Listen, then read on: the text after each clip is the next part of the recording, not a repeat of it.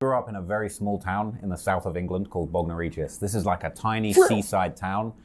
Like I will keep it real, it's not very diverse. It's a very white, English, old school town. This is Bognor Regis, the hometown of Trap Lord Ross, or should I say Charles Ross. We're gonna call you by your government today, Mr. Ross. Charles is a British internet personality content creator known for his fuckboys videos. I will call his videos he say, she say. And the reason why I say that is because I feel like he do a heavy internet research on the person and lure us in with that. Have us thinking, damn, this man knows a lot. And that's how he hook us. But really, it's public information, nothing special. I had people saying they were gonna kill me. They were saying if I come to Chicago, I'm dead. They're gonna come and kill me. I had people saying, people said stuff to me like, what, you think we don't got shooters in London? Then once he does that, boom, he slide in the BS. If you really think about it, that's just like the feds.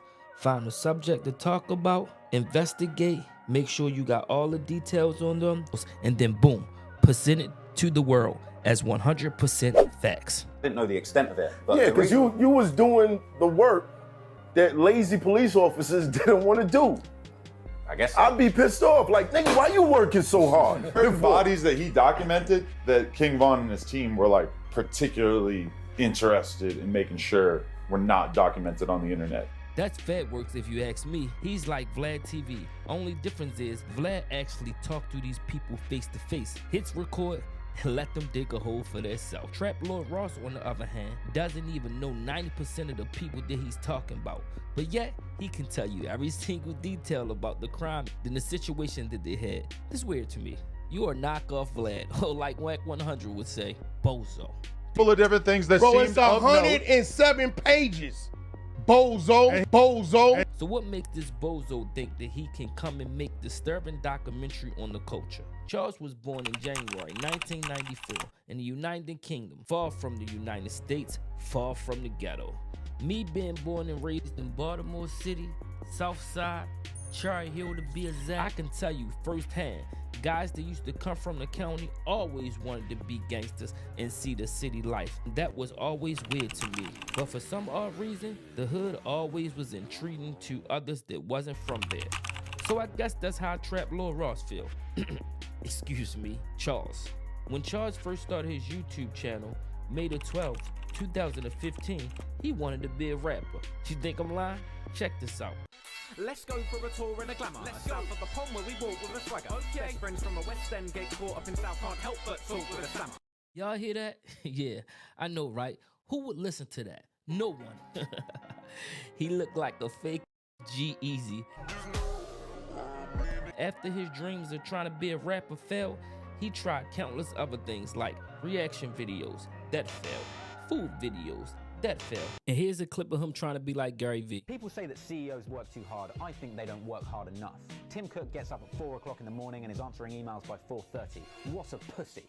I'm up at 3 o'clock on the treadmill, on the phone, waking up my customers. And of course, that failed. Oh yeah, and this is real funny. He thought he was a comedian. Check this one. I studied business management, and what that essentially means is I haven't managed to find a job, and that's none of your fucking business, mum. As you see, that was trash. All right, let me see if it get better. Let's just hear one more joke. I'm going to the gym every single day. I don't work out. I just go to see if anyone's left any food in the lockers. Yeesh. I'm not entertained. He even tried to join the circus as a professional juggler. Look at this.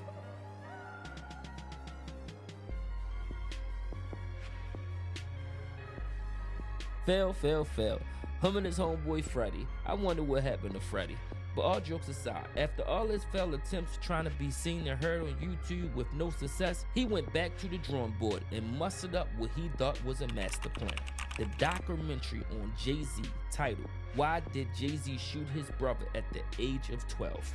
Like, did we really need this documentary? If you're a big fan of Jay-Z like me, you already know Jay shot his older brother over some ring because he already made a song about it titled, You Must Love Me, featuring Kelly Price.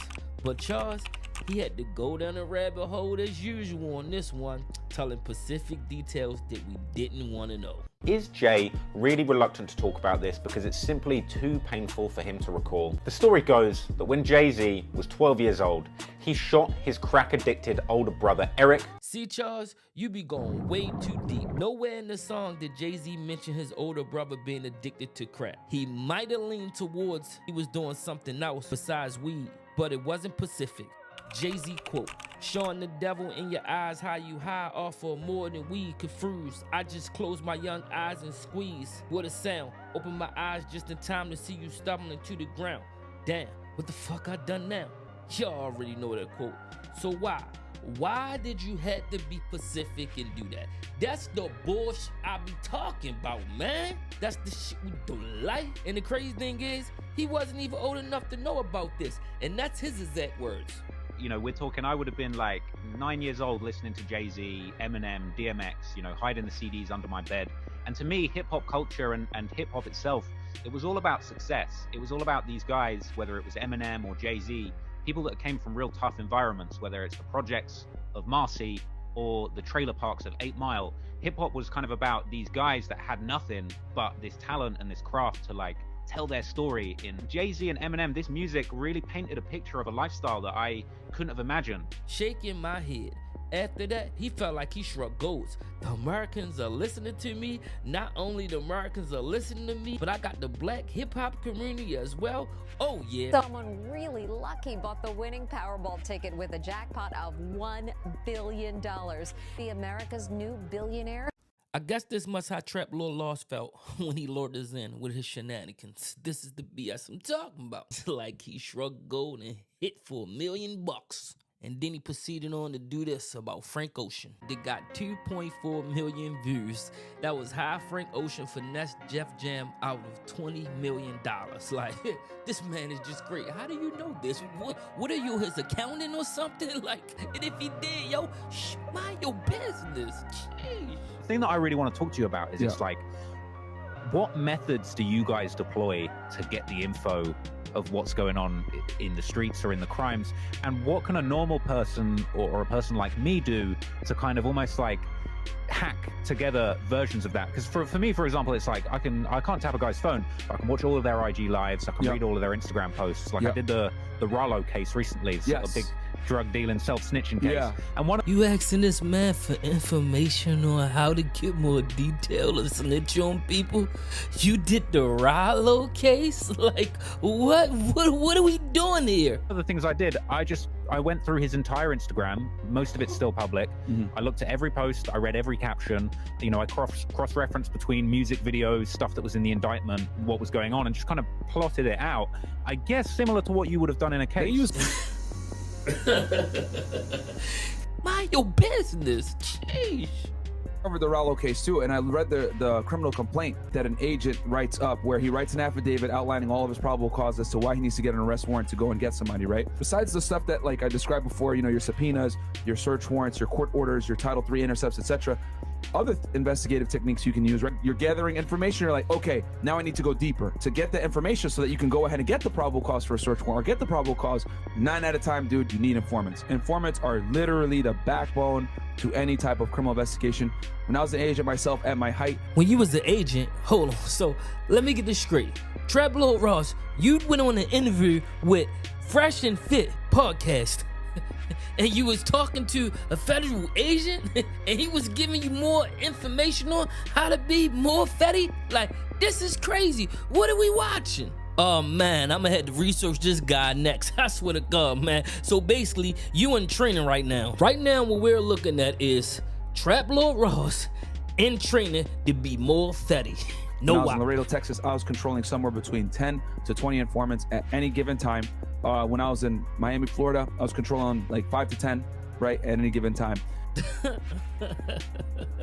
This man is happy about this. This is on YouTube, man. I can't make this up. They ain't even hiding it. It's just in plain sight. They letting us know they the feds. That's very messy. And then after the video of Frank Ocean came the baby documentary titled How the Baby Killed the Guy in Walmart. And then he had the nerve to put in parentheses, illegally. Like what? As if he was trying to teach people how to get away with murder or something. The whole thing was cringe and disrespectful if you ask me. Like the baby had his whole family in there, and I'm pretty sure it was a traumatic situation for both of the baby and everyone else that was involved in the situation. Like what make you bring up trauma in an incident like that when I know for sure you never been nowhere near that situation? And then it was the famous well-known video I'm pretty sure everyone watching this know about. The King Von documentary titled King Von, Rap's First Serial Killer. Mother out of control. So out of control that YouTube took it down and charged push towards of it being back up. Cause I guess he thought it was too good of a video to not be seen. And guess what? YouTube reassigned it and put it back up. And that video, shaking my head. I ain't gotta tell y'all, but that video is the video that solidified it. Trap Lord lost. That's right. That would put him on the map. That's what made all the attention come to him. And then the man just started going crazy. Von and the culture and everything around Von, keep it real with you guys. Von changed my life. Pause. Okay, even before the documentary, like the early documentaries that I did on Von, all of the stuff that was around Von and the Von energy, like even when Von was alive and I was doing videos on him and they were trying to strike my channel, like I had this intrinsic connection to Von. You know, he was tweeting about me and Trap Geek, talking about, don't listen to what them white folks you'd be saying about me. So if King Von was telling people not to listen to you, and now he's no longer with us, why are we still listening to him? Wouldn't that make the King Von serial killer documentary did you did false? And then you made a bunch of videos about him while he was alive, and then once he get unalive, you decide to drop this documentary? Bozo. You chasing so much clout, but when this man is unalive, you decide to do a video. Let this man rest in peace. What if his family, his kids, his friends wanted this man to go out with a good memory? What if his kids didn't even know this much stuff about him? I don't know if I should even share this, but when I got the Von tattoo, all right, when I got in the chair, once the needle touched my flesh, gang, all right, this is going to be a long pause, but they started putting Von on me, Von in me. Von in me. Man, what? Pause. Like, I can't make this up. I am a massive Von fan. I don't condone his actions in these streets, all right? I was an FBG Duck fan too. See, that's the shit we don't like, and that's where the Sosa. If you're gonna talk about one person, talk about one person. If you're a fan of King Von, talk about that. It's no need to just infuse anybody else in there. Like, you're gonna talk about King Von, and then you're gonna talk about FBG Duck. Like, come on, man. We all know the story about that. We all know that situation. And apparently, you do too, because you made a video titled The Daily Beef Between King Von and FBG Duck. So you know. So why is you trolling, man? That's the shit we don't like. Got this intrinsic connection to Von. Tattoo is kind of a signal to the wider world of how serious I am about this stuff. So you telling us the tattoo that you got symbolize how much you really love hip-hop? No, that's idiotic and stupid that you would do this. Von ain't even like you. Von wasn't even really trying to entertain you, but he probably felt like he had to entertain you because he ain't want the feds on him because you doing fed work. Like, I know I called him a serial killer, but bro was eating cereal talking about the killings. Oh, you thought you was slick. Oh, you thought what you ate with that. No, sir. You have King Von on your calf. And what's surrounding it? Skulls in it. Skull? What's the skull for? Skulls in, you know what they're for, right? 1, 2, 3, 4, 5, 6. There's another one somewhere. This man got a tattoo of Von and then put demon skull heads in the back of it. And the crazy part about that is, after he did that, do you know the tattoo he had first was tattoos of God crosses on him? Yeah, before he got Von tattooed on him, he had 2 little crosses on the back side of his leg, and he covered it up with Von tattoo and put demons in there. Like, what is going on in your mind? That's sick in itself. Like, at least you could have left Jesus on your leg, no matter how much it was messed up to you, and then got Von somewhere else. But you covered up a God tattoo, God crosses, something that symbolized Christ, and put Von on there. This is crazy. I used to have this shitty tattoo of like 2 crosses. It was my 20th birthday. I got my first tattoo. It was 2 X's, like Roman numerals, kind of shit. I wanted anything, and I hated it. For 10 years of my life, I hated that tattoo.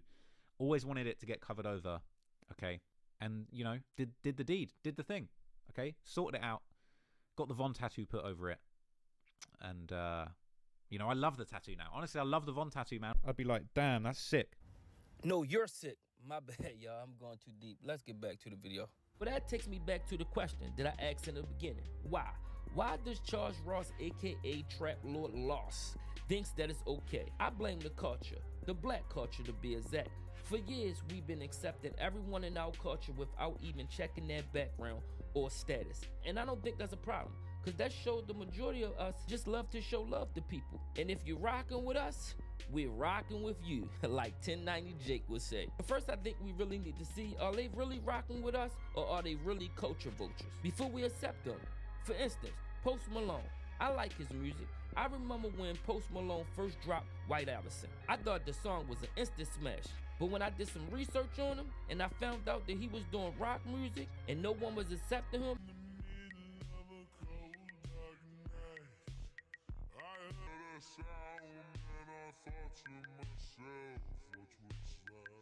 I said, wow, that's crazy. He went from rock to rap, and we accepted him in the industry, just like that.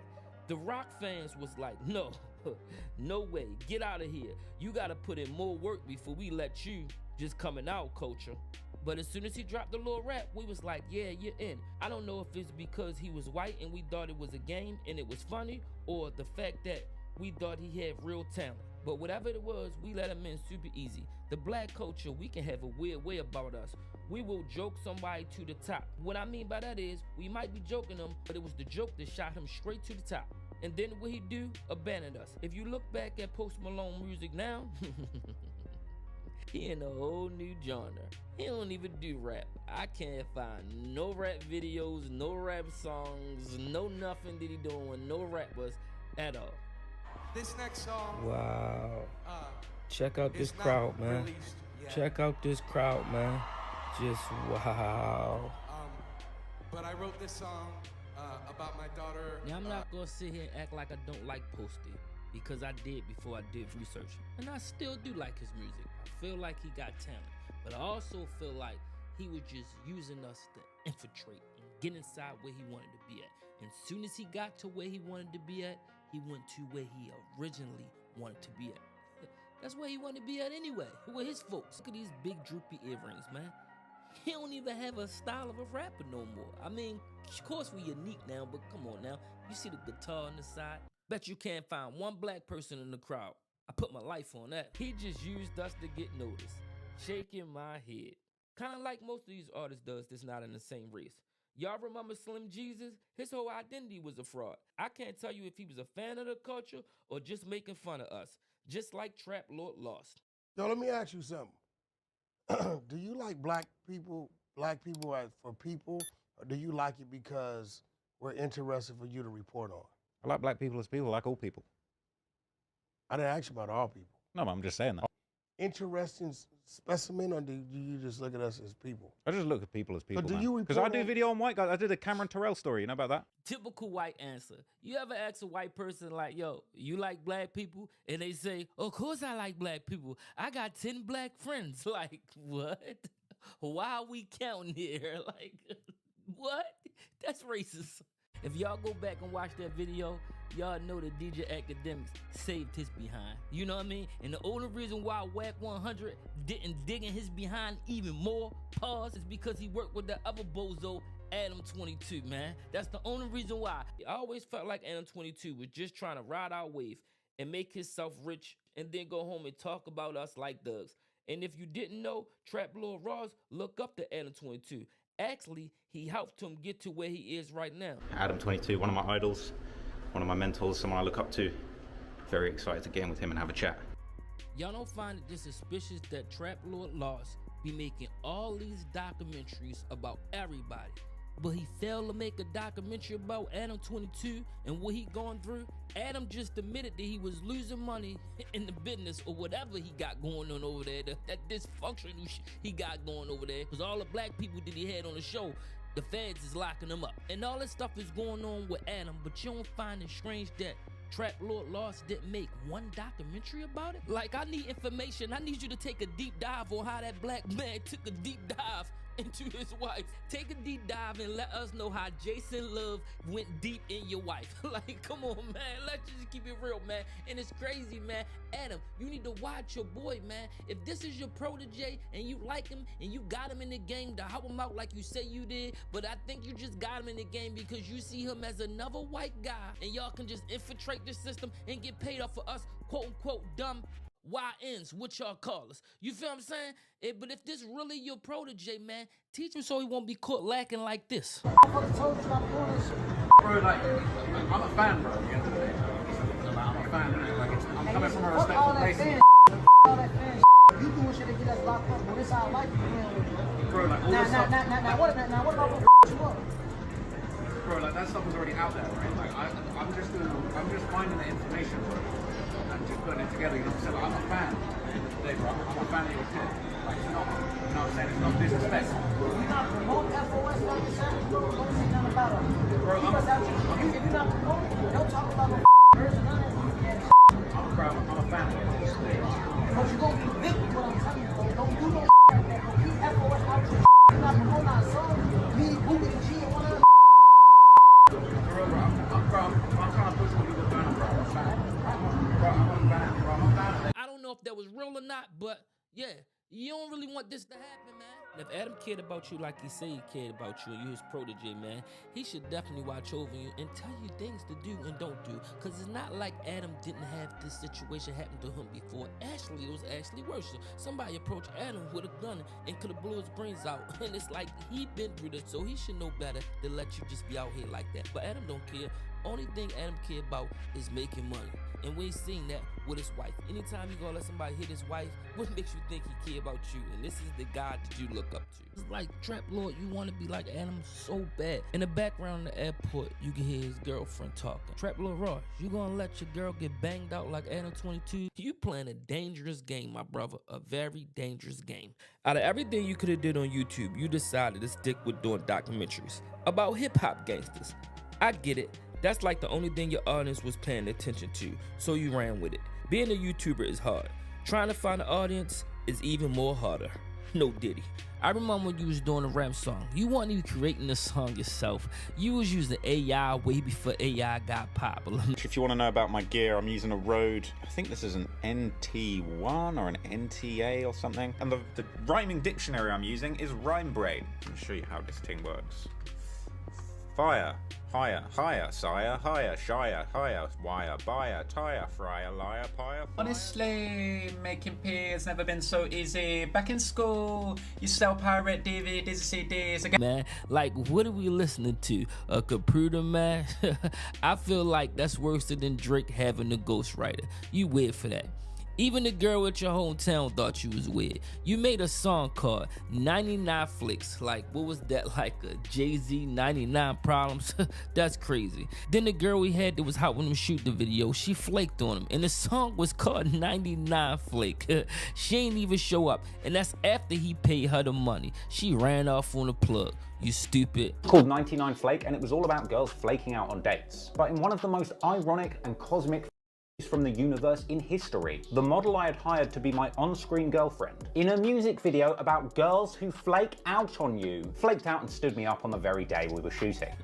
Then he just paid some random girl to fill in the spot, and she did, under one condition: she cover her face. Man, I can't make this up. These documentaries that you're doing, that's not something that you really want to do. It's just something that hit and stuck. Now you're the journalist. You even said it yourself. You had a friend in London that was doing it, and you tried it out, boom, and it was a success. And I get it. If it's not broke, don't fix it. But some things you need to fix, my brother, because this is gonna hurt you. And you playing games, man. You playing in our face. Even like when you wearing these hats, you wearing these outfits, you was on the airport, you wearing the hat, you playing about the Crips and Bloods, and you just think, oh, yeah, I know I can't get touched because I live in London, right? You feel like them people can't touch you because you live in London. I mean, these are your exact same words. We're here, Heathrow Terminal 3, on the way to LA, about to go and do a madness with Adam, AD, whole gang. But very excited. I'm gonna have to change my hat when I land. Don't want to get walked on by the Crips, but right now, ain't really a problem. Don't think there's any Crips in the air.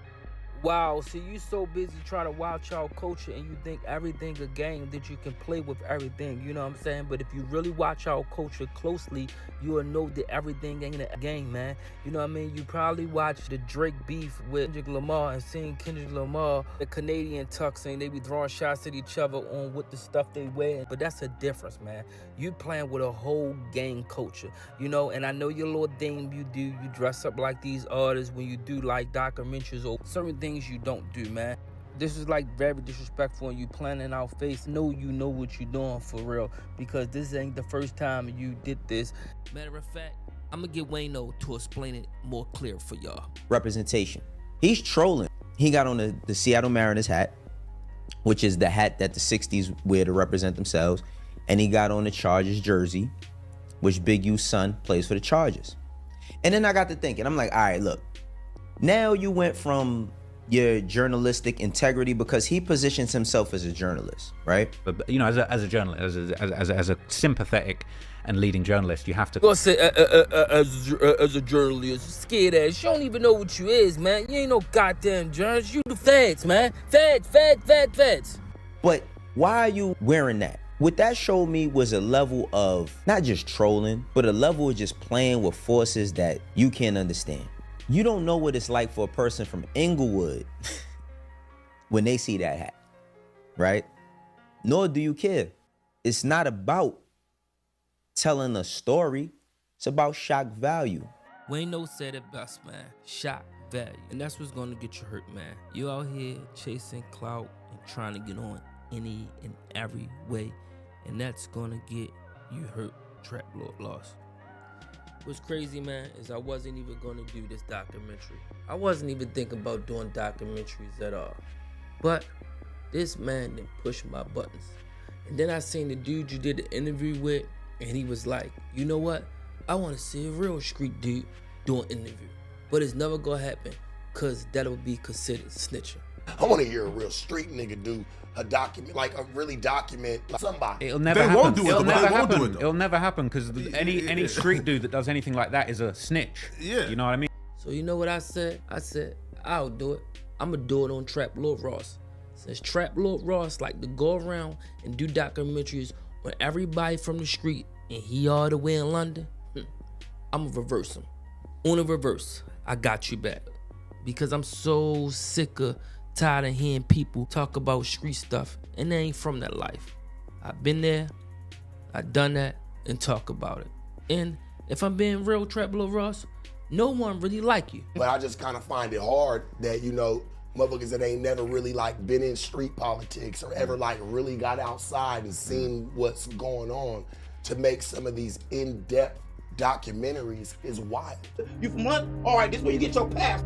You act like you don't know, but you do know behind closed doors. I'ma slap your ass. That's why you gotta check niggas like him, and you gotta treat them like a cordial. This individual actually claims credit for signing Central C. Now, initially I thought, nerdy white boy with a weird fetish of black people and gang culture. I said, are you talking about Cinch?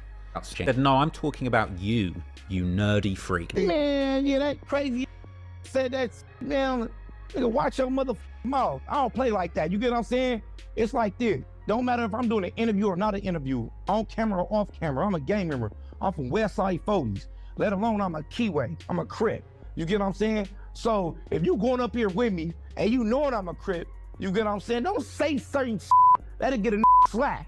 I'ma sock a right the out. I immediately got on him. You get what I'm saying? What's wrong with you? I'm not these friendly other motherfuckers. I know a lot of friendly and they joke on here. You know what I'm talking about? They get on here. All that. I don't give a about none of that. I'm socking your ass out on camera off the back. Call that, I'm tripping. I'm from Westside 40s. That's letting the world know what I'm doing. I'm not playing. I'm getting on you on camera and off camera. Off the back. Let's talk about it. The fact is, this is your lane. This is what you've done. This is the attention you've called to it. I don't know how many deaths have happened because of what you've covered. 0. Okay, you're sure about 0. that? You're sure about that? You saying I got bodies? No. I'm also not laughing at it because all the bodies we're talking about are black. I'm not okay to joke about that. And I never said you had bodies. That doesn't. I'm not responsible. I'm standing on that. I get that you would, because if you didn't, and if you thought that you would, you'd have to change some things. How many is Dirk responsible for? I'm not asking about Dirk. When Dirk sits in the chair, I'll ask him. You're in the chair, I'm asking you. The thing that I'm putting down here is responsibility. There's a consequence to what you do. I'm not sure if you see it. What is it? Tell me what are the consequences you're saying directly from me? I want the boy in you to tell the truth. Nah, that wasn't my intention at all. So what was your intention? Real talk, I was reading through it, I see that section. You see how it That feels was to the really, craziest you thing. see how it feels to really be in front of the people you talking about and playing with? No, I hear it. It's It tough. feel your, I hear He your does that heart. all the time. No, he don't. No, he don't. Oh, yeah, he does. Man, that dude get caught in certain places. He know it. He in certain places. While you get up and go to Chicago, yeah, boy. What I'm doing is worse than what he's doing. No. He's not even putting any of them with him. They don't with dude because they feel like he's a foreigner and he's stirring shit up.